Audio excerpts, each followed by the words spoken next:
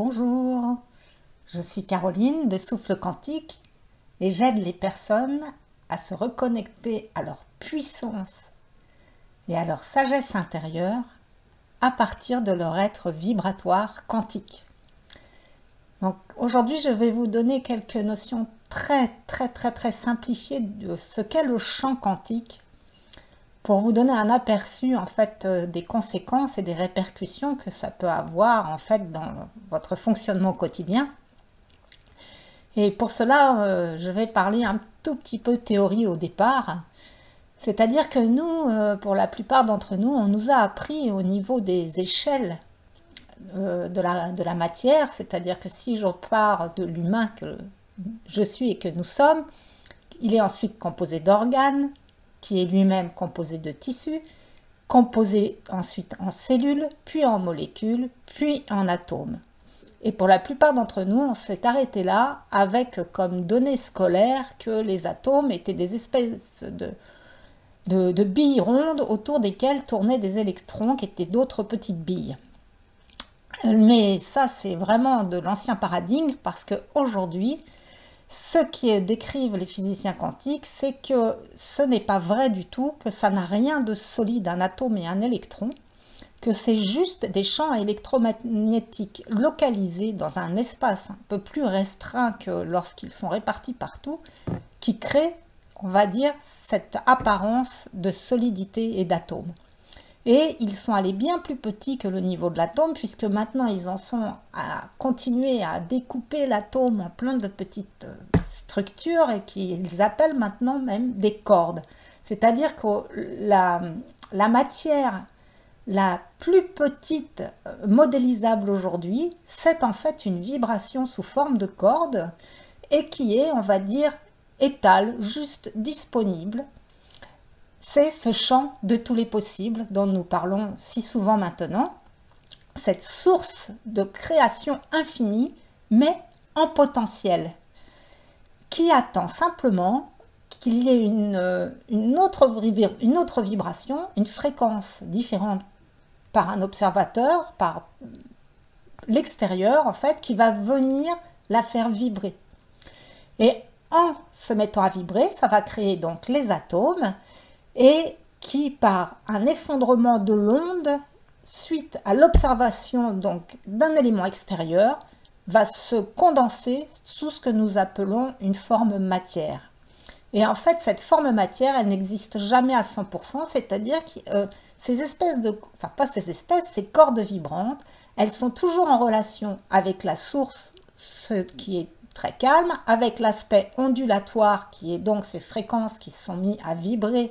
ensemble comme des diapasons qui du coup syntonisent les fréquences qui sont semblables et qui du coup viennent s'agglomérer ensemble, et la forme plus moléculaire, particulière. Et donc, en fait, c'est toujours il peut y avoir 70% de l'un, 30% de l'autre, enfin, tout ça c'est très souple. Mais pour vous dire que nous sommes donc nous baignons dans un univers informationnel infini qui est donc disponible au présent. Et une des conséquences aussi de ce phénomène, c'est que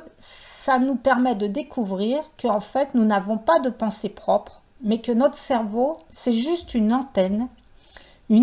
qui va aller capter les informations de ce champ avec lesquels il est le plus en résonance.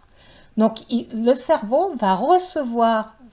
ces informations vibratoires qui lui correspondent par la fréquence qu'il émet en tant que, on va dire, être particulière, et ensuite nous allons pouvoir par notre libre arbitre de la conscience en fait, de ce rôle d'observateur que dont la création nous a doté, nous allons pouvoir transformer les informations reçues et les réémettre sous forme de pensée, de paroles ou d'actes, etc. Mais nous ne sommes que des antennes. Ce qui signifie que lorsque nous nous sentons vraiment en colère, par exemple, eh bien nous allons nous connecter à toutes les fréquences de colère de la Terre qui sont semblables aux nôtres, ce qui peut donner des comportements profondément explosifs et qui nous débordent. idem avec la tristesse, mais aussi idem avec la joie et la paix et tout ce que nous souhaitons de mieux dans notre vie. Donc c'est important de savoir que nous ne sommes pas nos pensées, mais nous sommes le résultat de ce que nous avons capté du champ de l'inconscient collectif qui est la somme des pensées de toute l'humanité et bien au-delà. C'est ça que j'avais envie de vous partager aujourd'hui. Et juste pour finir, je vais vous faire un petit parallèle en fait entre l'ordinateur et ce qu'il peut nous apporter, et donc ce fonctionnement entre notre mental, notre subconscient, la source, etc. C'est-à-dire que nous, devant notre ordinateur, par notre mental, nous pouvons demander un détail, par exemple de chercher une table rouge.